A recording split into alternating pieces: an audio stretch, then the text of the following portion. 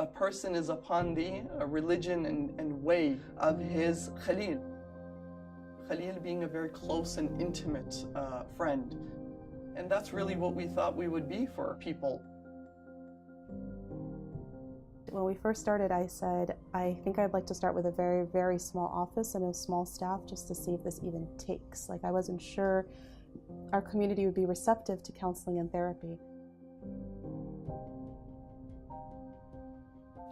We were speaking to and addressing a underserved need, a disparity in mental health care where Muslims did not have access to spiritually integrated psychotherapy or mental health care. It's very common. I actually come across quite a few clients on a regular basis who tell me that they've been looking for these services for years, and it's not uncommon actually for me to come across someone who's been dealing with an issue for 10 years before they were able to come here and first be able to address their issue in a way that they came back satisfied.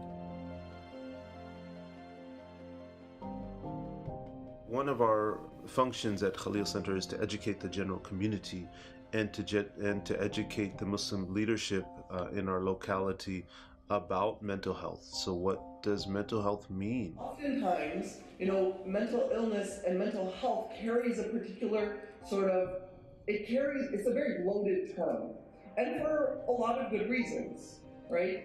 Post-colonialism.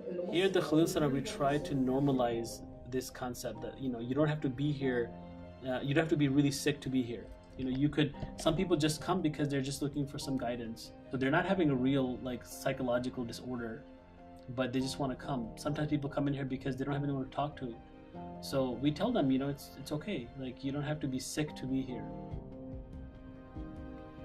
When you have a center, there is always work happening, and there's always therapists that are here to be able to service the community. Over 70% of the individuals whom we serve would never have gotten mental health care if Khalil Center didn't exist. It is important that there is that one central place that they go to for that professional help, and that's what Khalil Center brings to the table. It's surprising, since Khalil Center was launched and established, in the last 7 years, it's actually quite surprising how much traffic comes into Khalil Center. Part of what Khalil Center is doing is creating a movement. We're creating a movement of changing the way mental health care is done, rooted in our tradition, but also making accessible these services to other people, which means that there needs to be community buy-in. And we could not do this work without the generous support of, for example, our parent organization, the Zakat Foundation. Their support is basically what allows the Khalil Center to continue this work. And without it, we simply could not be fully sustained. So supporting our work, supporting the Zakat Foundation to then support our work is so important.